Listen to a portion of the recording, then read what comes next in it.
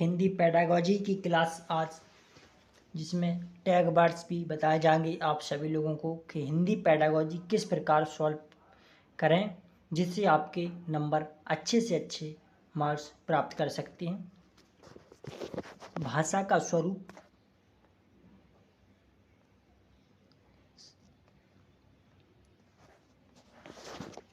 सभी लोग जल्दी से आ जाएं क्योंकि फिर आज की यह अंतिम क्लास हिंदी पेडागोजी की टैग वर्ड्स भी इसमें लिए गए हैं, सभी इस क्लास में रखे गए हैं जो भी हिंदी सीटेट एग्ज़ाम में पूछी जाती है। जुड़ जाएं सभी लोग।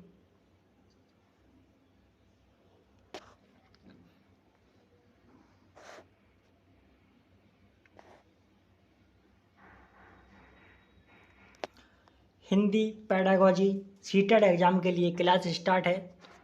जैसे भाषा का स्वरूप, तो भाषा का स्वरूप क्या होता है? भाषा वाचिक ध्वनि संकेत है। कैसा है? भाषा वाचिक ध्वनि संकेत है। प्रश्न आता है कि भाषा किस प्रकार की है? तो भाषा वाचिक ध्वनि संकेत है। भाषा एक सामाजिक संपत्ति है। भाषा का एक व्यवस्थित रूप होता है। भाषा समाज सापेक्ष होती है। भाषा यादृच्छिक होती है। भाषा अर्जित व्यवहार है। भाषा अनुकरण से सीखी जाती है। भाषा परिवर्तनशील है। कैसी है? परिवर्तनशील है। भाषा के कौन कौन से स्वरूप होते हैं? भाषा वाचिक ध्वनि संकेत है। भाषा एक सामाजिक संपत्ति है। भाषा का एक व्यवस्थित रूप होता है। भाषा समाज सापेक्ष होती है। भाषा यादृच्छिक होती है। भाषा अर्जित व्यवहार है। भाषा अनुकरण से सीखी जाती है। भाषा परिवर्तनशील होती है। भाषा का परिवर्तन पहले वाचिक रूप में होता है। इसके बाद भाषा कठिनता से सरलता की ओर उन्मुख होती है।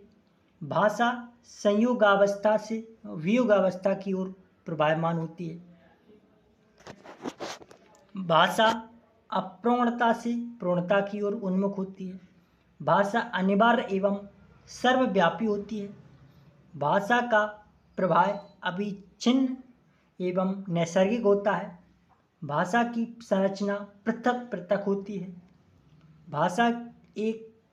भाषा की एक भौगोलिक सीमा होती है। भाषा की ऐतिहासिक सीमा होती है। भाषा में सामाजिक दृष्टि से मतभेद होता है। भाषा पैतृक संपत्ति नहीं है। भाषा प्राथमिक रूप में मौखिक होती है। ये भाषा के स्वरूप हैं।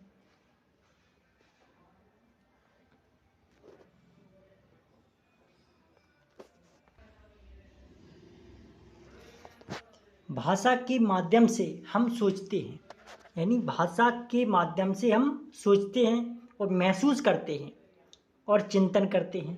भाषा से क्या क्या करते हैं? भाषा के माध्यम से हम सोचते हैं, महसूस करते हैं, चिंतन करते हैं। बच्चे के घर की भाषा में और स्कूल की भाषा में समरूपता होनी चाहिए। भाषा सांस्कृतिक अनुभवों पर आधारित होती है। भाषा एक नियमबद्ध व्यवस्था है। भाषा कैसी है? नियमबद्ध व्यवस्था। ये प्रश्न पिछली बार सीटेट एग्जाम में पूछा गया था कि भाषा किस प्रकार की है? तो भाषा एक नियमबद्ध व्यवस्था है। कैसी है? भाषा एक नियमबद्ध व्यवस्था है। भाषा व्यवस्थाओं की व्यवस्था है। कैसी है? भाषा व्यवस्थाओं की व्यवस्था है। प्रत्येक भाषा का व्याकरण होता है। प्रत्येक भाषा की एक लिपि होना चाहिए। प्रत्येक भाषा की एक लिपि होना आवश्यक नहीं, लेकिन थोड़ा बहुत फेरबदल करने से सभी भाषाओं को एक लिपि में लिखा जा सकता है। किस प्रकार? एक लिपि में लिखा जा सकता है।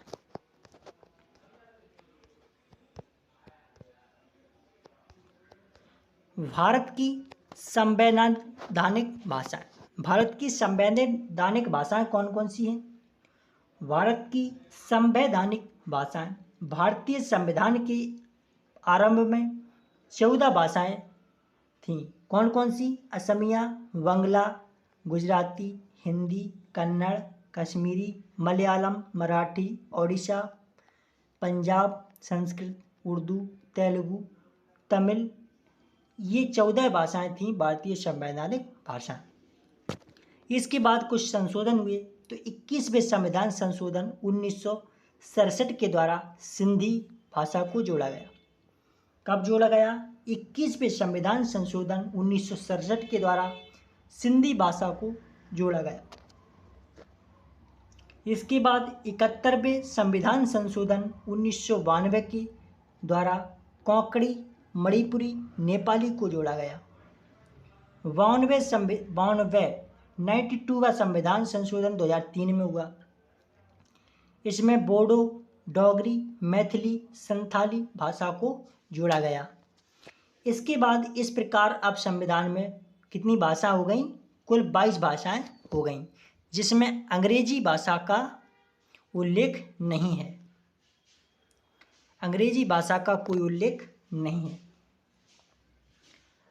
अंग्रेजी को भारतीय संविधान में सह राजभाषा के रूप में रखा गया। ये प्रश्न आता है कि अंग्रेजी को भारतीय संविधान में किस भाषा के रूप में रखा गया? सह राजभाषा के रूप में अंग्रेजी को रखा गया। इसके बाद हिंदी फारसी भाषा का शब्द है। हिंदी किस भाषा का है? तो हिंदी फारसी भाषा का शब्द है। भारतीय संविधान में 14 सितंबर 1949 को राजभाषा का दर्जा दिया गया था हिंदी को। इसलिए 14 सितंबर को प्रत्येक वर्ष हिंदी दिवस के रूप में मनाया जाता। हिंदी दिवस प्रत्येक वर्ष 14 सितंबर को मनाया जाता। यह प्रारंभ हुआ था कब से? 14 सितंबर 1949 से। इसके बाद 10 जनवरी को विश्व हिंदी दिवस मनाया जाता है। क्या मनाया जाता है? 10 जनवरी को विश्व हिंदी दिवस मनाया जाता है। लेकिन भारतीय संविधान में 8वें अनुसूची के अंतर्गत अनुच्छेद 343 से अनुच्छेद 351 तक भाषाओं से संबंधित नियम बनाए गए हैं। अनुच्छेद 343 हिंदी संघ की राजभाषा होगी, उसकी लिपि देवनागरी होगी, उसके अंकों का रूप भारतीय अंक का अंतर्राष्ट्रीय रूप होगा और 1965 ईस्वी तक अंग्रेजी भाषा का प्रयोग किया जाता रहेगा। इसके बाद कुछ अनुच्छेद बनाए गए। अनुच्छेद 344 राष्ट्रपति आयोग का गठन। अनुच्छेद 344 राष्ट्रपति आयोग का गठन। अनुच्छेद 348 उच्च न्यायालय तथा उच्च न्यायालय की भाषा किसमें है? अनुच्छेद 348 में। इसके बाद अनुच्छेद 351 हिंदी भाषा का विस्तार होगा। अनुच्छेद 51 में 351 में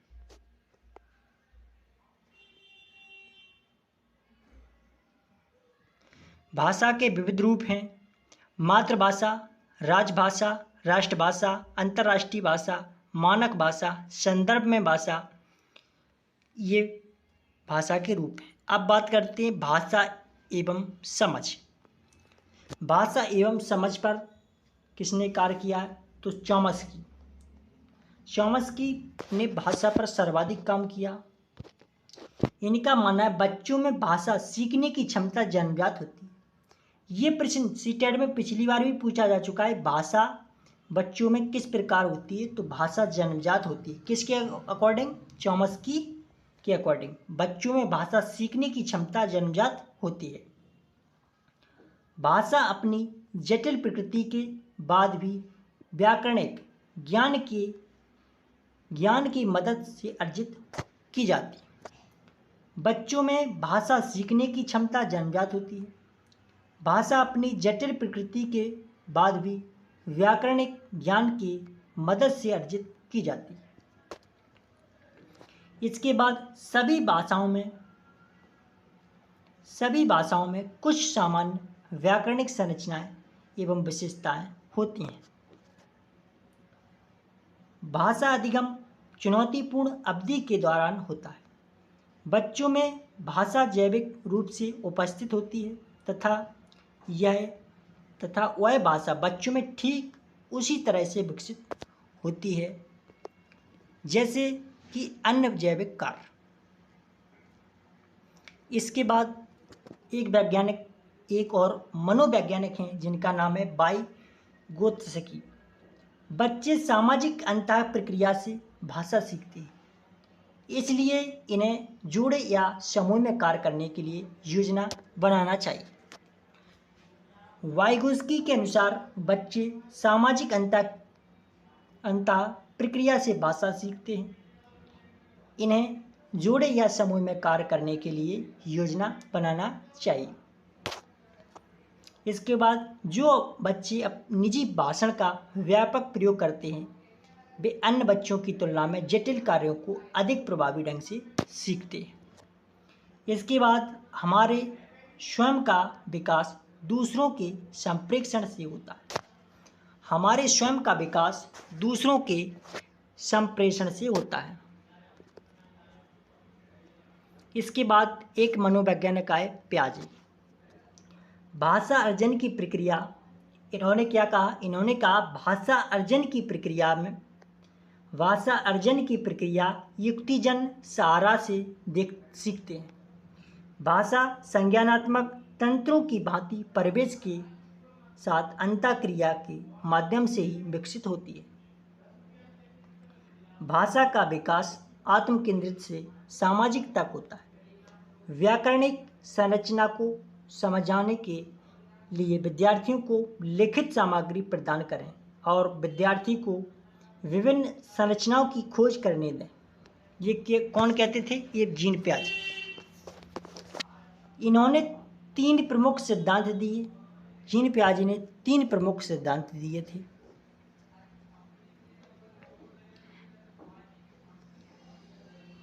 नैतिक विकास का सिद्धांत, संज्ञानात्मक विकास का सिद्धांत, भाषा एवं विचार का सिद्धांत, यानी 3 सिद्धांत दिए। तो भाषा एवं विचार का सिद्धांत है कि विचार भाषा से पहले जन्म लेती है।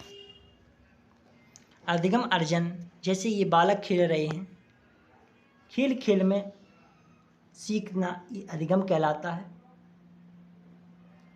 चित्र में आप देख रहे होंगे सभी लोग। भाषा अधिगम यानी अधिगम एवं अर्जन में अंतर। मनुष्य एक सामाजिक प्राणी है। मनुष्य कैसा है? मनुष्य एक सामाजिक प्राणी है। वह समाज में रहकर भाषा को सीखता है। उसके भाषा सीखने की 2 स्थितियां होती हैं, अधिगम और अर्जन। अधिगम प्रयासपूर्ण होता है। अधिगम कैसा होता है? अधिगम प्रयासपूर्ण होता है। अर्जन अनायास होता है। अधिगम यह एक निश्चित समय, स्थान, निश्चित पाठ्यक्रम, निश्चित शिक्षण पद्धति के द्वारा होता है। अर्जन यह एक अनिश्चित समय, स्थान, अनिश्चित पाठ्यक्रम, अनिश्चित शिक्षण पद्धति के द्वारा होता है। यह एक पद्धति है। अधिगम यह एक पद्धति है, लेकिन अर्जन एक प्रक्रिया है। इसके बाद अधिगम और अर्जन में कुछ और अंतर हैं, जैसे यह प्रशिक्षण युक्त नियमबद्ध है। अर्जन यह प्रशिक्षण मुक्त एवं सहज होता है। अधिगम में त्रुटियां होती हैं जिसे दूर करने के लिए प्रशिक्षण दिया जाता है, लेकिन अर्जन इसमें अत्यधिक त्रुटियां होती हैं। अधिगम यह एक निश्चित उम्र से एक निश्चित उम्र तक चलने वाली पद्धति है। अर्जन यह जन्म से मृत्यु पर्यंत चलती है। अधिगम यह नियंत्रित परिस्थितियों में एवं सुकंचित होता है। अर्जन यह व्यावहारिक एवं अर्जन होता है। अधिगम औपचारिक शिक्षा है, अर्जन अनौपचारिक शिक्षा है। रटकर किसी विषय वस्तु को याद कर लेना अधिगम नहीं है, बल्कि उसे सीखकर व्यवहार में परिवर्तन लाना अधिगम कहलाता है। जैसे जन्म के समय बालक न तो सामाजिक होता है और ना ही असामाजिक होता है, वह एक परिवेश पर निर्भर करता है। जन्म के समय बालक ना तो सामाजिक और ना ही असामाजिक होता है, यह उसके परिवेश पर निर्भर करता है। जन्म के समय बालक में सिर्फ उत्तेजना होती है जिसके माध्यम से वह अपने भावों को व्यक्त करता है। बालक में भाषा जन्मजात नहीं होती, बल्कि भाषा सीखने की शक्ति जन्मजात होती है। 8 से 9 महीने तक का बालक सांकेतिक भाषा का प्रयोग करता है, जिसे अशाब्दिक भाषा कहते हैं। क्या कहती है? अशाब्दिक भाषा। बालक की प्रथम भाषा सांकेतिक होती है।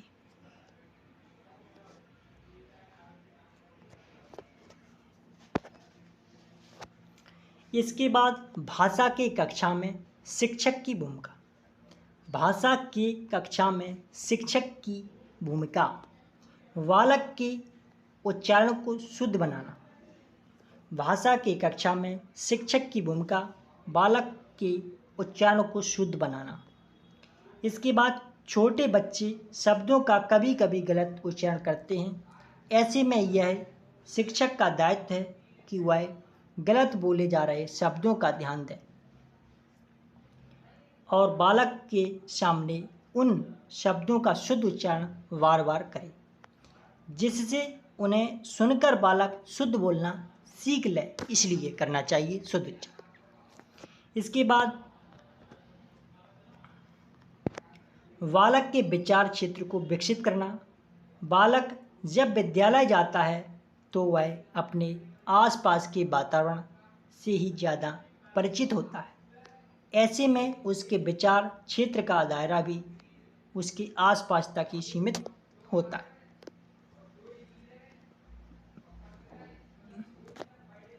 बच्चे के बोलने की गति में वृद्धि करना। बच्चे के बोलने की गति में वृद्धि करना। यहाँ बोलने की गति का अर्थ है जल्दी जल्दी बोलने से नहीं, बल्कि इसका अर्थ है बालक को किसी एक विषय पर कुछ देर तक बोलने के लिए तैयार करना। बच्चे विद्यालय जाते समय तक बोलने की कला में काफ़ी हद तक दक्ष हो चुके होते हैं, किंतु वह एक विषय पर देर तक नहीं बोलते। अतः अध्यापक को चाहिए कि बच्चे को एक विषय पर कुछ देर तक बोलने के लिए तैयार करें। इसके बाद इस प्रकार प्रत्येक बच्चे का अपना अलग अलग विचार होता है। यदि बच्चों को आपस में संवाद का अवसर उपलब्ध कराया जाए तो बच्चे अपने अपने विचार एक दूसरे के साथ साझा करेंगे। ऐसी परिस्थिति में बालक के विचार क्षेत्र का दायरा और विकसित होगा।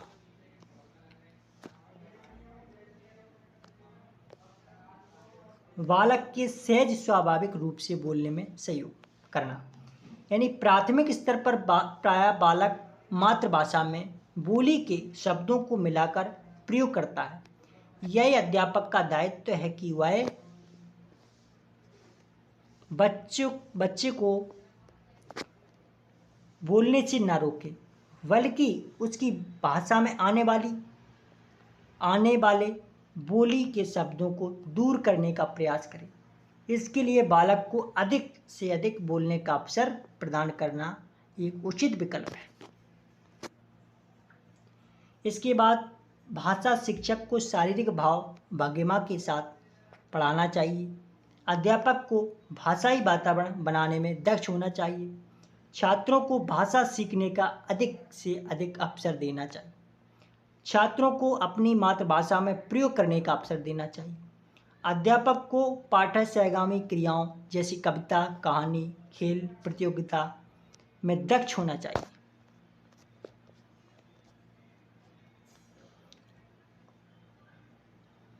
सहज शिक्षा को बढ़ावा देना चाहिए और अध्यापक को लिंग पूर्वाग्रह, जाति पूर्वाग्रह की अवधारणा को नकारना चाहिए।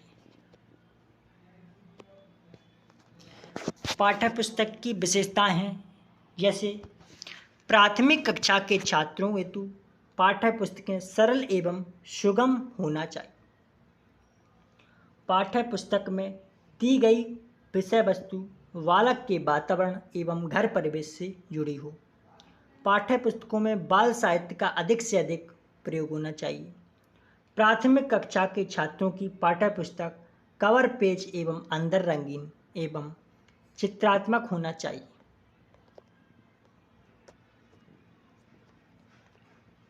बहुभाषी कक्षा, कौन सी? बहुभाषी कक्षा, इसको कहते हैं, ये चित्रात्मक देखें आप लोग, इसको कहते हैं बहुभाषी कक्षा। इसको कहते हैं बहुत सांस्कृतिक, कोई कार्यक्रम हो रहा है इसको बहुत सांस्कृतिक कहते हैं। ये ऐसे ये चित्र में देख रहे हो, सांस्कृतिक कार्यक्रम हो रहे हैं। समावेशी शिक्षा का मतलब है जहाँ पर मतलब चाहे विकलांग हों या दृष्टिबाधित हों, सामान्य और विशिष्ट सभी लोग एक ही कक्षा में शिक्षण प्राप्त करते हैं, ज्ञान प्राप्त करते हैं, उसको समावेशी शिक्षा कहते हैं। हिंदी भाषा शिक्षण के सिद्धांत। हिंदी भाषा शिक्षण के सिद्धांत। हिंदी भाषा शिक्षण के सिद्धांत का अर्थ है कि इन सिद्धांत अथवा नियमों का प्रयोग करके हिंदी भाषा शिक्षण को और प्रभावी बनाया जा सकता है। हिंदी भाषा शिक्षण के मुख्य सिद्धांत हैं। कौन कौन से हैं सिद्धांत?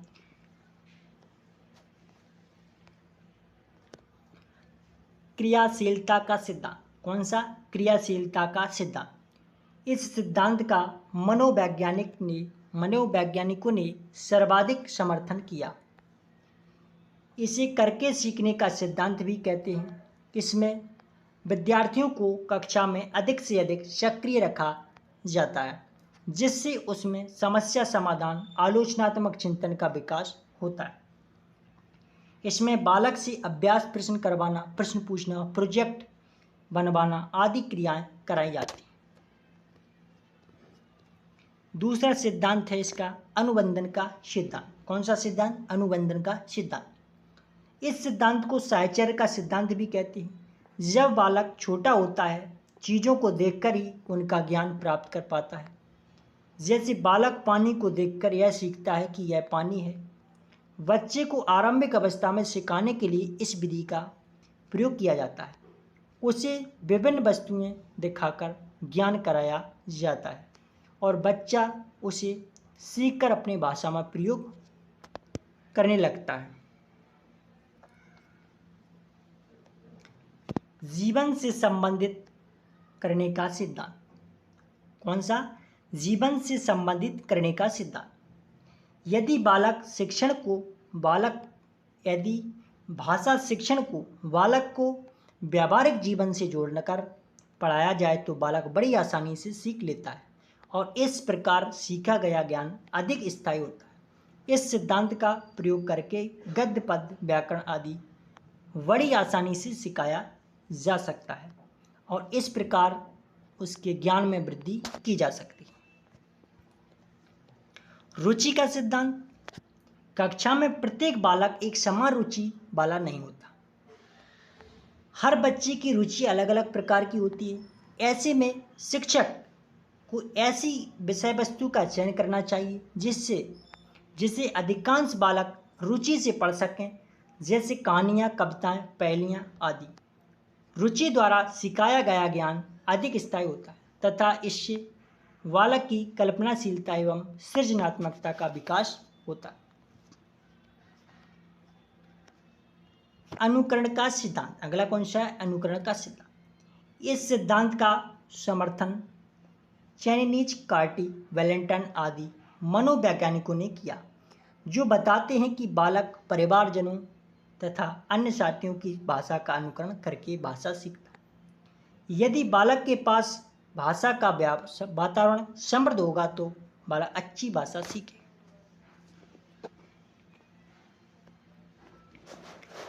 अगला सिद्धांत अभ्यास का सिद्धांत। तो इस सिद्धांत का समर्थन थॉर्नडाइक ने किया। उनके अनुसार भाषा एक कौशल है जिसका अभ्यास जिसका विकास अभ्यास पर निर्भर करता है। अतः बालक को अधिक से अधिक बोलने का अवसर दिया जाए, जिससे वह शब्दों का अभ्यास कर सके और अपनी भाषा का विकास कर सके। इसके बाद व्यक्तिक भिन्नता का सिद्धांत। कौन सा सिद्धांत? व्यक्तिक भिन्नता का सिद्धांत। एक ही कक्षा में व्यक्तिक विभिन्नताएं विद्यमान रहती हैं। जैसे कोई शुद्ध लिख नहीं सकता, किसी बालक का हस्तलेख अच्छा नहीं है, किसी को मौन वाचन करने में कठिनाई होती है तथा कोई याद किए तथ्यों को भूल जाता है। शिक्षक को चाहिए कि वह उपयुक्त परिस्थितियों को ध्यान में रखकर शिक्षण करे।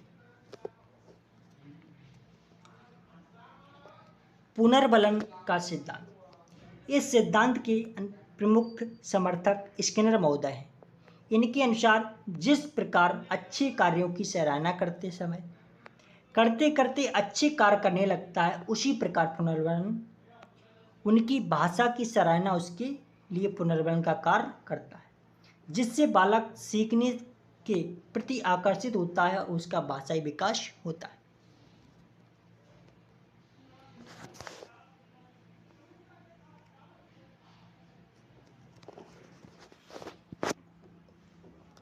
भाषा शिक्षण सूत्र। भाषा शिक्षण सूत्र का अर्थ है प्रयोग जिसके द्वारा अध्यापक भाषा को पढ़ने में आसान बनाता है। जैसे मूर्त से अमूर्त।